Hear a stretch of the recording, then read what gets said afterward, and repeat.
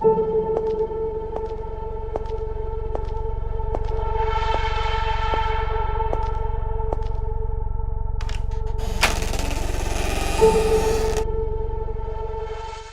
كانت في 2018. كنت لسه طفل، يعني مثلا عندي 19 سنة 18 سنة. كان مجالي مجال عادي جدا، جرافيك ديزاينر. بقلب عادي كده ودخلت على الفيسبوك، لقيت ناس بتطلع تعمل لايفات، ما كنتش فاهم ايه ده.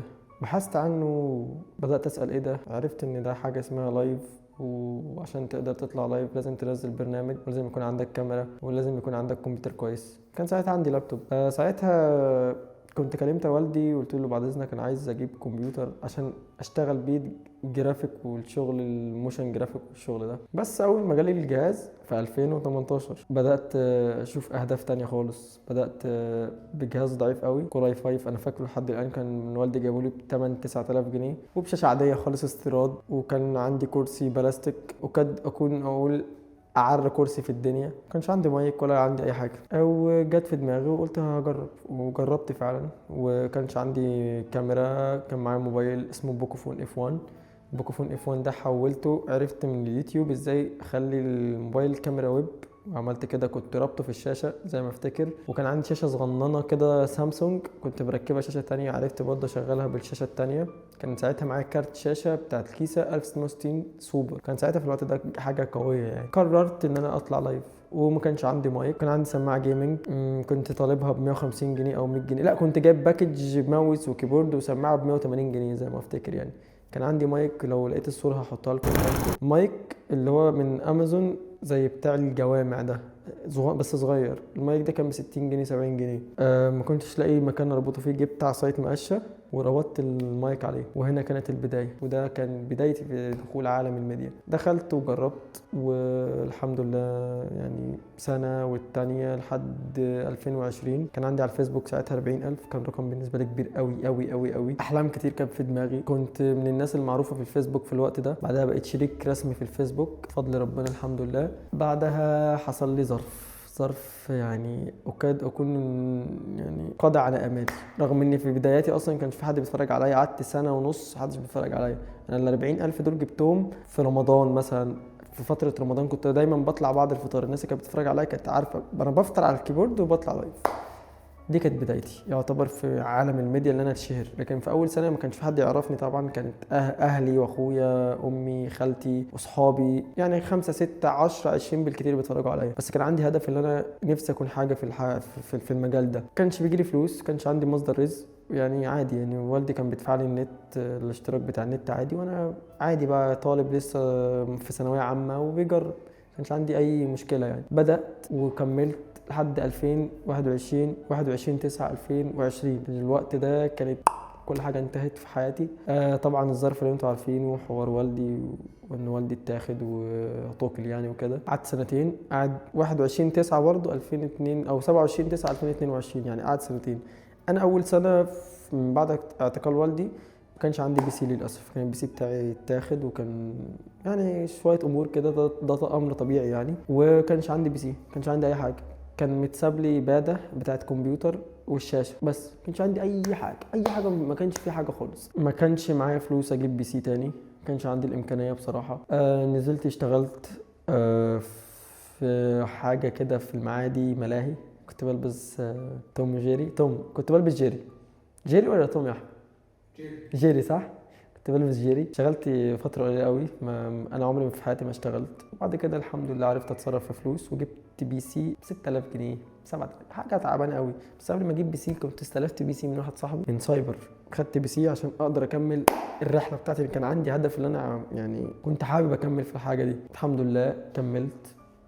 ولما رجعت تاني استريم في الفيسبوك ما كانش في ناس تتفرج عليا للاسف. ما كانش عندي حد يتفرج عليا خالص، لاني بطلت فتره كبيره. وبعد كده مش عارف حاجه حصلت افتكر. قبل ما اجيب بي سي افتكر رحت سايبر. كنت بروح في مكان في مدينه نصر بستريم منه. بس كنت عشان اروح استريم مواصلاتي بالساعات اللي بقعدها 250 جنيه في اليوم. ده كان بالنسبه لي رقم كبير، لاني ما كانش عندي مصدر دخل. بس انا كنت عايز اكمل في حاجه انا بحبها، رغم ان انا خدوا مني كل حاجه وما كانش معايا اي حاجه. وحتى الموبايل اللي كان معايا اتاخد، كل حاجه حرفيا، واللابتوب كل حاجه اتاخدت مني ساعه ما والدي اتاخد. يعني حد مكاني كان خلاص بقى، يعني هيعمل ايه؟ مفيش حل، كل حاجه، كل امالي انتهت. بس الحمد لله انا كان عندي هدف ان انا عايز اوصل واشوف ربنا هيوديني لفين، والحمد لله سعيت وجبت بي سي تاني صغير مع البي سي اللي كنت سالفه من صاحبي او واخده من السايبر. قدرت اطلع اصور فيديو يوتيوب، اقسم بالله وعز جلالة اللي انا اليوتيوب ده حاولت فيه كتير قوي، بس سبحان مقسم يعني الارزاق، هوبا فيديو ينزل يضرب بيب، تاني يضرب. كان حوار ابن مصر عنده حساب مسروق، كلمت عنه، فيديو ينزل يضرب. انا ايه ده؟ الناس كلها كانت بتتهمني ان انا بفايك صحابي. يا ابني انت من زمان بتحاول، مفيش حاجه جت. بس سبحان الله، يعني في الوقت ده ربنا كان رايد اني اطلع بقى واتعرف، واجيب في شهر 100,000 سبسكرايب، واقبض اول مبلغ ليا من اليوتيوب $600.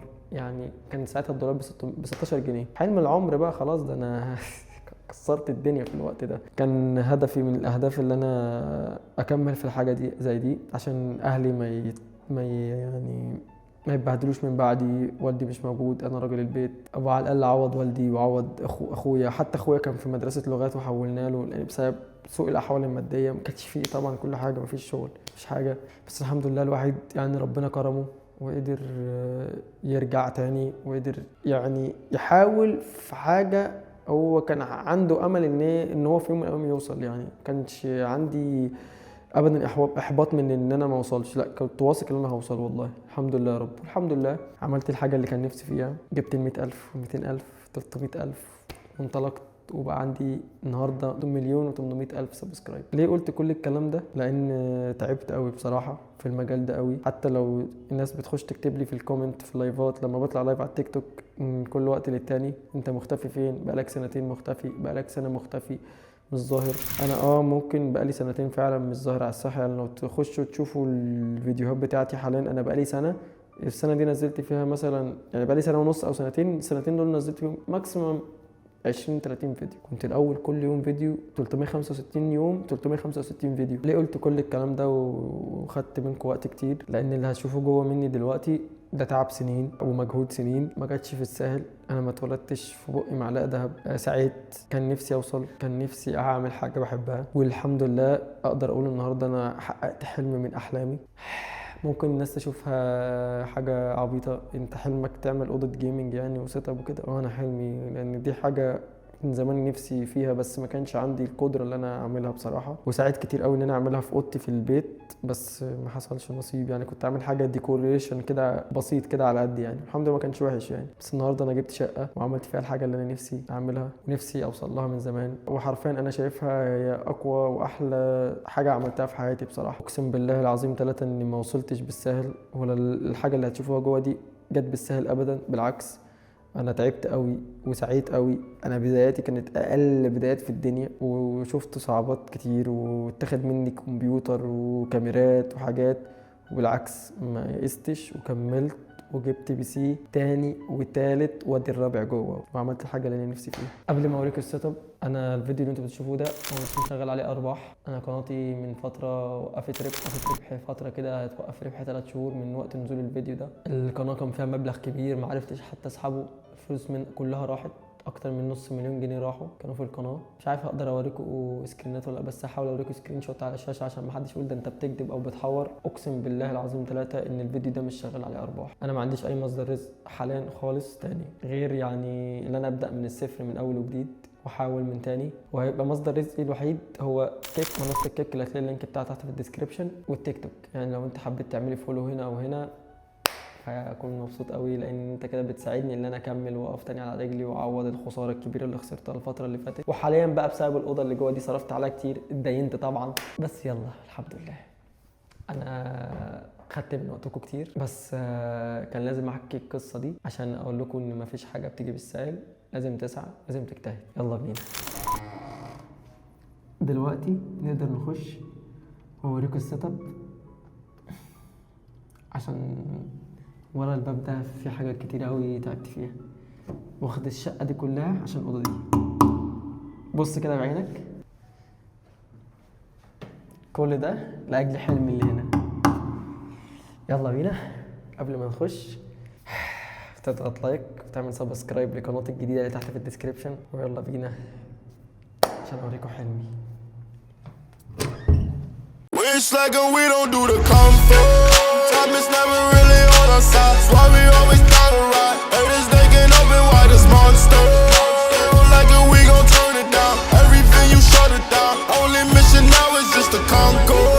Since we came, everybody wanna turn up. Watch that money burn up. We done been the soldiers. Homie got a million people that done turned up. Looking for they burn up. We just came to warn ya. Had to give it to them one more time. We got the glory, all the soldiers came to serve us. Back then they would work us, had us feeling worthless. To them all, but now we heal from them battle scars.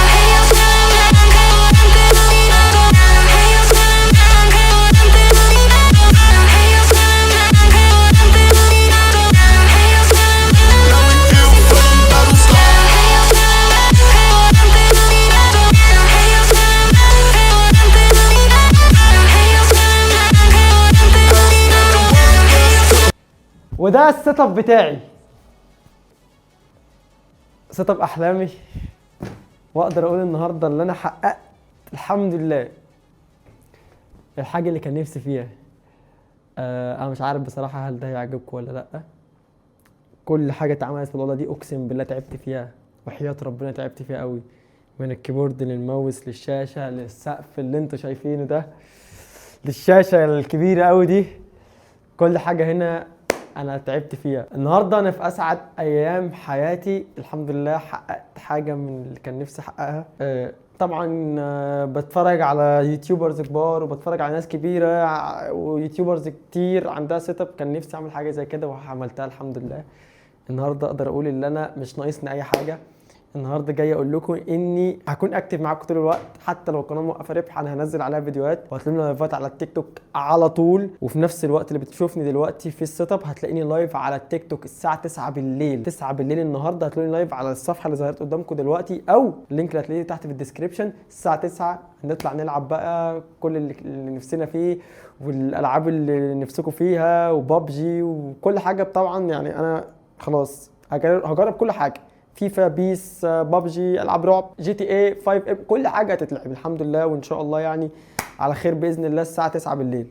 وطالب منكم طلب، انا الفيديوهات دي ما عليهاش اي ربح او اي حاجه، فانا كل طلب منك تتابعني على تتابعني على التيك توك وكيك، عشان هم دول هيبقوا مصدر دخل الفتره الجايه. اتمنى يعني لو مش هضايقك ان شاء الله، وعايز اوصل على كيك 10000 فولو، هتلاقي لينك تحت في الديسكريبشن. اتمنى تروح تعمل لي فولو هناك، لان هناك هيكون في شوب اللي انت تقدر تتفرج عليا، ولما تتفرج عليا هيجي لك نقاط، والنقاط دي هتحولها لموبايلات، لفلوس، لشحن رويال باس، لشحن شداد، لكل حاجه تقدر تتخيلها انا اقدر اعملها لك هناك في كيك. فاللينك تحت في الديسكريبشن. وتعالى بقى احكي لكم على كل حاجه في السيت اب هنا. اكيد كلكم في الكومنتات بتسالوا الحاجات دي جت ازاي وعملناها ازاي، فهجاوب على كل اسئلتكم دلوقتي. من اول الزرعايه دي انا حاططها عشان تكسر لون وكده في النانو ليف اللي بيغير الوانه براحته عادي جدا.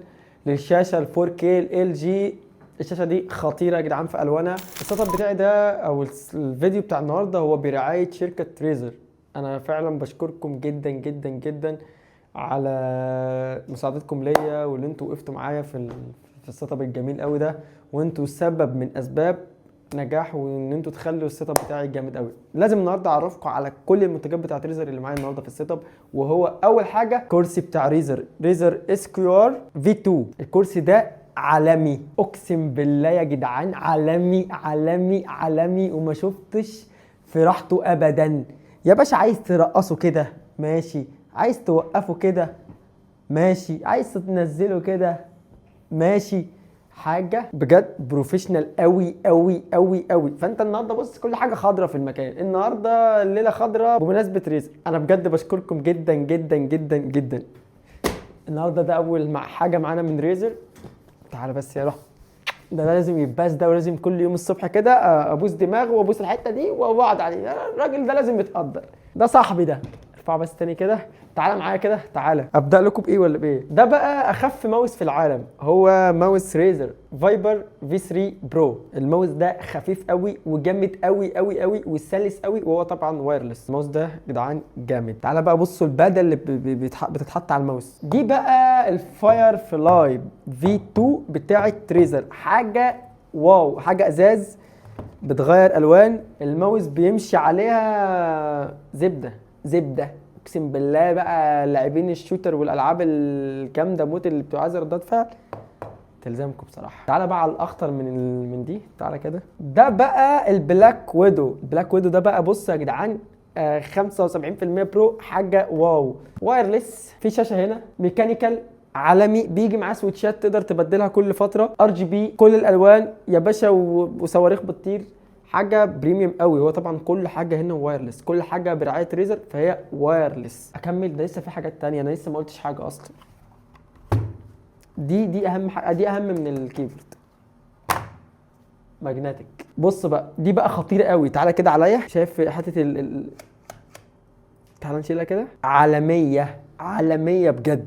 دي بقى الريزر كيو برو الترا، دي اخر اصدار من الكاميرات في ريزر. الكاميرا دي خطيره، انتوا كده لازم تيجوا تتفرجوا عليها في اللايفات على تيك توك وكيك عشان تتفرجوا على جمال الكاميرا دي.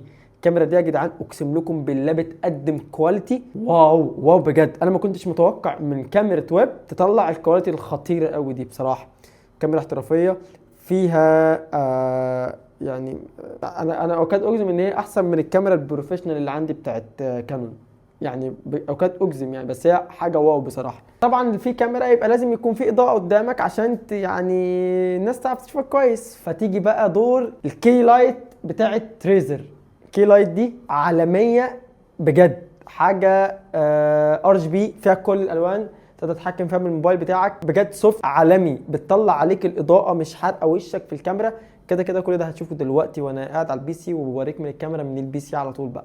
فشكرا جدا ريزر. وفي حاجه تانية نسيت، تعالى في هنا بس مش عارف اوريها لكم، هي كابتشر كارد للكاميرا بتاعه التصوير بتاعت اللايفات او الفيديوهات عامه، بتحولها لك دي SLR لكاميرا ويب. هي برده من ريزر، بجد بشكر ريزر على رعايتهم للفيديو العالمي ده. شكرا. ابين لكم بقى كل التفاصيل دي واحكي لكم كل حاجه واوريكم كل الجمال بتاع ريزر ده، هتلاقوه عندي على الانستجرام في ريلز ان شاء الله. فبشكر ريزر طبعا على كل الحاجات الحلوه اللي قدموها لي في السيت اب بتاع النهارده، وهتلاقوا اللينك بتاع الشراء الحاجات دي كلها تحت في الديسكربشن لو انتوا عايزين تشتروها او تشوفوها. فبجد خطيره قوي. ده بقى يعني حاجه، ثواني بس، المفروض كان بيبقى في لمبه هنا، اللمبه دي بحطها طرقعت في وشي، الحمد لله جت بسيطه وما عورتنيش. لازم يطلع لك خازوق كده من حته انت ما تعرفهاش، فعادي هنوره. طلبت واحده جديده يعني. هنا ده درع المليون بتاعي، حبيب قلبي، اول درع خدته من اليوتيوب يعني. مومو بص حتى متبهدل، فركنه كده في الاول، بصراحه يستاهل ان هو يكون في الاول. ده اول حاجه تعبت فيها بصراحه، درع المليون. الدرع بتاع القناه الثانيه اوريكم ايه تاني. الناس اللي بتلعب فالورانت يعني شخصيه ما انتوا ادرى مني فيها بصراحه، عجبتني قوي، قلت لازم اجيبها بصراحه واحطها عندي في السيت اب، لازم تنور السيت اب. الكنبه الخطيره دي، الكنبه دي بتفرد السرير، بنام هنا. انا بصراحه بنام، حتى بصوا جايب بطانيه اهو وبتتفرد سرير يا باشا. ممكن افردها لكم دلوقتي بس الوقت مش هيسعفني بصراحه. فعالميه بصراحه. الشاشه LG العالميه اللي فيها لوجو ريزر. I love you ريزر، I love you بجد. منورين. ابص احط في اي حته ريزر. النانو ليف اخضر زي ريزر، النانو ليف ده من حد كويس قوي وجميل قوي اسمه العبد ستور، ممكن تلاقوا اللينك بتاعه تحت في الديسكربشن، عايزين تشتروا برده الحاجات دي. جايب منه حبه حاجات لطيفه. الكرسي ده تعالى اوريكم الكرسي ده برده يا جدعان، يعني لازم نديله حقه. ده عشان لما حد يجي يصور معايا ويطلع معايا لايفات جايبه له يعني. بص بريح الزبون، بريح الراجل اللي يجي يطلع معايا. من عندي العبد ستور برده جامد بصراحه. تعبت قوي في الاوضه دي بصراحه. السقف العالمي اللي انا تعبت فيه عشان يتركب، يعني تفاصيله مش هقدر يعني اوصفها لكم عامله ازاي. والنجفه اللي قدامكم دي، التكييف ده، هنا في شباك. تعالى بص كده،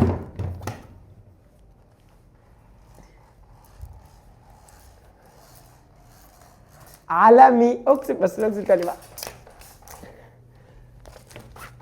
ده بصت ولا ايه؟ عالمي. ايه تاني يا واد يا مومو؟ ايه بصوا دي بصراحه يا جدعان يعني لا تمصني باي صله، فما انا حاططها كده بس لحد ما اجيب فيجرز واحطها هنا. دي معطر للجو، شامم حاجه طلع اي حاجه بس ماشي. ده بديل خشب. مكتب جديد طبعا عشان يستحمل كل العظمه اللي قدامكم دي. والموكيت برضو، الموكيت اللي تحت ده عالمي بصراحه. فمش عارف بصراحه في حاجه ناقصه تاني ولا لا. عطشان، عايز اشرب حاجه تسقعني فيها تلاجة.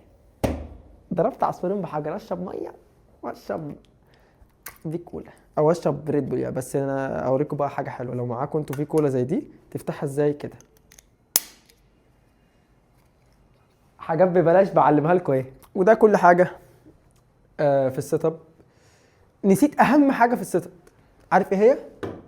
اقوى سماعه جيمنج لبستها وايرلس مفيش ديلي من ريزر بريكودا اكس كروما، عالميه. طبعا في ار جي بي بس انا قافله كده. عالميه، بخش لحد جوه الصاله وبطلع تاني، بجد خطيره. وبتشحن معاك 75 ساعه ولا مش عارف 50 ساعه، معاك كام يوم كده شغاله، فالله اكبر يعني. عالميه بصراحه.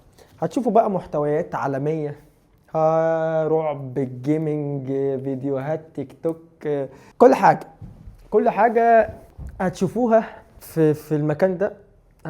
يعني شغفي بصراحه رجع تاني. اقدر اقول ان انا حبيت ان انا ارجع تاني للمجال بحاجه قويه. مش عايز اكون يعني، انا شايفه بصراحه بالنسبه لي هو احسن سيت اب في مصر بصراحه.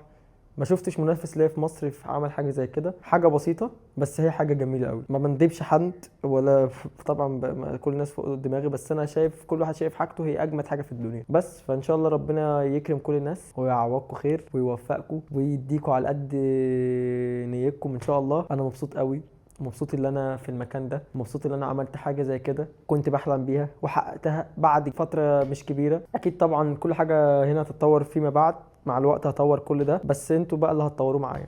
وان شاء الله زي ما عرفتكم انا هكون لايفات يوميا على كيك وعلى التيك توك، اللينكات تحت في الديسكربشن. تعالوا بقى نكون من البي سي اوريكم شكل الفيو هيبقى عامل ازاي. يلا بينا. ايه رأيكم بقى؟ عالمي عالمي عالمي. انا مبسوط اقسم بالله، انا مبسوط قوي. ايه رأيكم يا جدعان؟ انا بشكركم طبعا، مش عارف ابص لكم في الكاميرا عشان خجول بصراحه. بس ايه رأيكم؟ انت كواحد بتتفرج عليا، انت ايه رأيك في الشكل؟ حلو؟ جامد؟ انا مش عارف بصراحه جامد ولا مش جامد، بس انا حاسس ان انا مبسوط وانا تعبت في الحاجه دي قوي يعني. ممكن بس ننزل الكرسي سنه كده، ايوه كده، عشان نبين النانو ليف اللي مصروف عليه كتير بره. اسمه نانو ليف مش نانو ليف، يعني اعتقد يعني. بس اوكي، اعتقد انا طولت يعني الفيديو ده طويل، مش عارف هل هو طويل بصراحه ولا قصير. بس يعني ايه، بس يعني ده فيديو العمر يعني، ده حلم عمري وصرفت فيه كتير وخسرت فيه كتير، خسرت فيه نص مليون جنيه. فده عمري من الحاجات اللي كنت بحلم بيها بصراحه. شكرا جدا على كل الناس بجد اللي واقفه في ظهري وبتحبني وفاكراني لحد وقتنا هذا. في كتير نساني وكده، بس ان شاء الله يعني راجع وهكسر لكم الدنيا من اول وجديد. كل يوم فيديوهات ان شاء الله ولايفات. انا راشق هنا، انا راشق المومو جيمر ملك اليوتيوب، لقاء المبدعين، راجع يكسر الدنيا. انا مبسوط والله العظيم، يعني مبسوط قوي. وعايز اقول لكم ان انا هكون لايف على كيك يعني، والله العظيم يعني لو تكرمتم، يعني لو تكرمتم تخشوا تتابعوني على كيك، اللينك تحت في الديسكربشن. هو ده اكونتي والله العظيم. خش اعمل لي فولو، عايز اوصل 10000 فولو. وتابعوني على تيك توك عشان اكون لايف الساعه 9. كيك لسه مش دلوقتي يعني، قريب هكون لايف ان شاء الله على كيك، بس ببدا بس اجمع الناس هناك ونطلع نكسر الدنيا ان شاء الله. انا مبسوط جدا وشكرا لكم جدا جدا جدا على كل حاجه انتوا بتعملوها لي بجد. وانا مش فارق معايا الفيديو ده يجيب فيوز او ما يجيبش، كده كده مش فارقه معايا، كده كده مش هيجيب لي فلوس، كده كده الربح مش شغال. يلا بس الحمد لله. انا بشكركم وشكرا لكم، واتمنى تكونوا في ظهري دايما ومكملين معايا في السلسله الجميله قوي دي، وبدايه نجاح جديد وبدايه يعني كل حاجه حلوه جديده. بوعدكم بكل حاجه جميله ان شاء الله هحققها، وهبذل قصارى جهدي اني اطلع لكم كونتنت محترم. اتمنى في قنوات جديده ليا في الديسكربشن، اعملوا لها سبسكرايب عشان هنزل عليها محتوى جديد الفتره الجايه، واحاول احقق فيها ربح ونشتغل عليها يعني ان شاء الله. وصلنا للنهايه ودي لسه البدايه. كان معكم مومو، واشوفكم على خير واشوفكم في فيديو جديد. مع السلامه يا احسن ناس في الدنيا.